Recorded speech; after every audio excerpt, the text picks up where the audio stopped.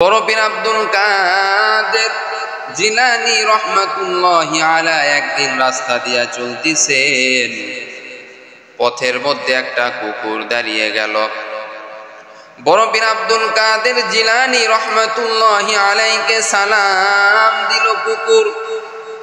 সালাম দিয়া বলতেছেন, ও বড় পীর আব্দুল কাদের জিলানী রহমাতুল্লাহি আলাইহি, আপনার সঙ্গে আমি কিছু কথা বলতে চাই।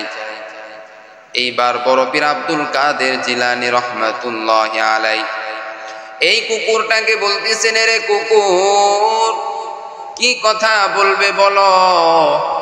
কুকুর এইবার বলতেছেন, প্রশ্ন করতেছেন বড় পীর আব্দুল কাদের জিলানী রহমাতুল্লাহি আলাইহিকে, ও আল্লাহর ওলি, বলেন আমি কুকুর ভালো নাকি আপনি ভালো?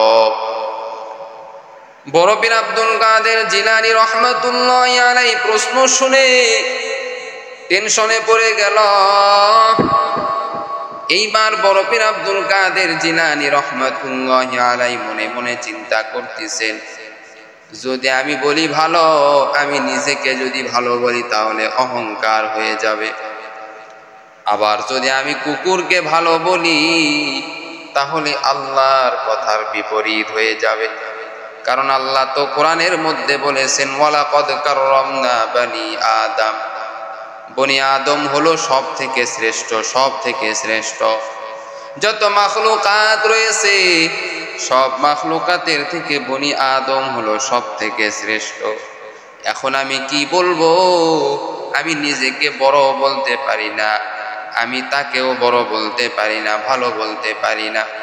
আমি নিজেকেও ভালো বলতে পারি না, আমি কুকুরকেও ভালো বলতে পারি না। বড় পীর সাহেব টেনশনে পড়ে গেল রে ভাই।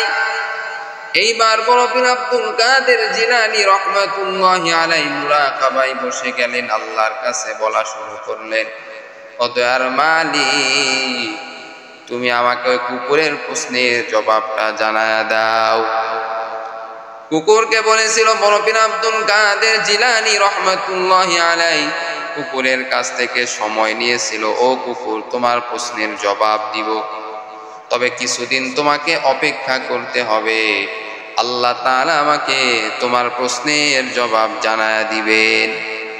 এইবার বড় পীর আব্দুল কাদের জিলানী রহমাতুল্লাহি আলাইহি এইবার ওই কুকুরের প্রশ্নের জন্য আল্লাহর কাছে দুহাত তুলে মুরাকাবা শুরু করলেন।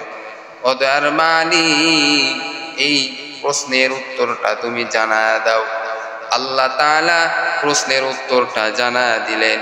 ও বড় পীর আব্দুল কাদের জিলানী রহমাতুল্লাহি আলাইহি, ওই কুকুরের সঙ্গে এবার দেখা হলে তুমি তাকে বলবা, যদি আমার মৃত্যুর পর আমার কবরটা যদি জান্নাতের বাগান হয়, আমার কবরের মধ্যে যদি জান্নাতি হাওয়া যদি চালু হয়, আমার কবরের মধ্যে জান্নাতি নিয়ামত যদি শুরু হয়ে যায়, তাহলে তুমি ভালো করে শুনে রাখো, ও কুকুর, তুমি ভালো করে শুনে রাখো, তাহলে আমি বড় পীর আব্দুল কাদের জিলানী রহমাতুল্লাহি আলাইহি তুমি কুকুরের চেয়ে শত শত গুণে ভালো।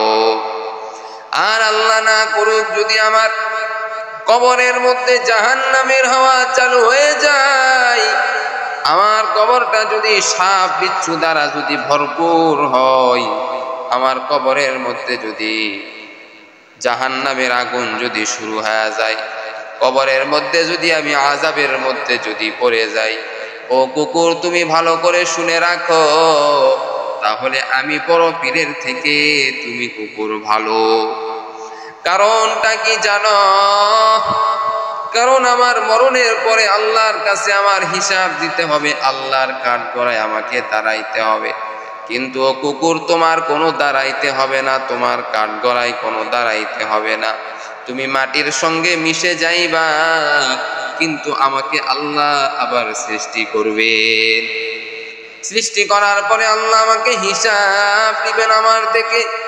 দুনিয়ার বুকে আমি কিভাবে চলেছি, দুনিয়ার বুকে কার কত অন্যায় কাজ করেছি, ভালো কাজ কয়টা করেছি, খারাপ কাজ কয়টা করেছি, এই হিসাব আল্লাহ আমার কাছ থেকে নিবে। অতএব আমি নিজেকে এখন নিজেকে ভালো বলতে পারবো না। আল্লাহ তাআলা যদি আমাকে মৃত্যুর পরে যদি জান্নাত দান করে, তাহলে আমি তোমার থেকে শত শত গুণে ভালো। ওরে নবীর উম্মতের দল, ওরে আল্লাহর বান্দা, আল্লাহর কাছে তোমাকে দাঁড়াইতে হবে, আল্লাহর কাঠগড়ায় দাঁড়াইতে হবে। আল্লাহর কাঠগড়া বড় কঠিন। আল্লাহর কাঠগড়ায় যদি দাঁড়াও রে বাবা, যদি তোমার ঈমান আমল না থাকে, ঈমানের মধ্যে যদি দুর্বলতা থাকে, আমলের মধ্যে যদি দুর্বলতা থাকে, ও বান্দা তুমি ভালো করে শুনে রাখো, আল্লাহ তাআলা তোমাকে টেনে টেনে জাহান্নামে দিয়া দিবে। আল্লাহর ভয় অন্তরে ঢুকাও রে মুমিন। আজকে অনেক মানুষদেরকে দেখা যায় নামাজ পড়তে যায়, কিন্তু তেমন সুন্দর ভালো পরিষ্কার কাপড় পরিধান করে না। ওরে বান্দা, কোনো এমপি মন্ত্রীর কাছে যখন কোনো বান্দা যায়, এত সুন্দর পোশাক, এত সুন্দর আতর সুরমা লাগায়া চলে যায়। ওরে বান্দা, আমার আল্লাহ তাআলা কি তোমার এমপির থেকে ছোট? আমার আল্লাহ তাআলা কি তোমার মন্ত্রীর থেকে ছোট? আমার আল্লাহ তাআলা কি তোমার চেয়ারম্যানের থেকে ছোট নাকি? আমার আল্লাহ যত দুনিয়ার মাখলুকাত রয়েছে, ওরে বান্দা, সব আমার আল্লাহ তাআলা সবগুলিকে নিয়ন্ত্রণ করতেছে। আমার আল্লাহ সবগুলিকে রিজিক দিতেছেন, তোমাকেও রিজিক দিতেছেন। ওরে আল্লাহর বান্দা, এজন্য আল্লাহর ভয়ে কান্না করো, আল্লাহর কাঠগড়ায় দাঁড়ানোর ভয় করো। আল্লাহ বলে, যেই বান্দা আমি আল্লাহর ভয়ে কান্নাকাটি করলো, আমি আল্লাহর কাছে দাঁড়াইতে হবে, এই ভয়ে যেই বান্দা কান্নাকাটি করলো, আমি আল্লাহ বলে দিলাম ওই বান্দার জীবনের সব গুনাহ খাতা আমি আল্লাহ মাফ করে দিব। আল্লাহর ভয়ে কান্নাকাটি করতে হবে। আপনার আমার মৃত্যুর পরে যে আল্লাহর কাছে দাঁড়াইতে হবে, এটা অবশ্যই সত্য। আল্লাহ পাক রব্বুল আলামিন আপনার আমার মৃত্যুর পর কিয়ামতের দিন আল্লাহ পাক রব্বুল আলামিন আবার আমাদেরকে জীবিত করবেন।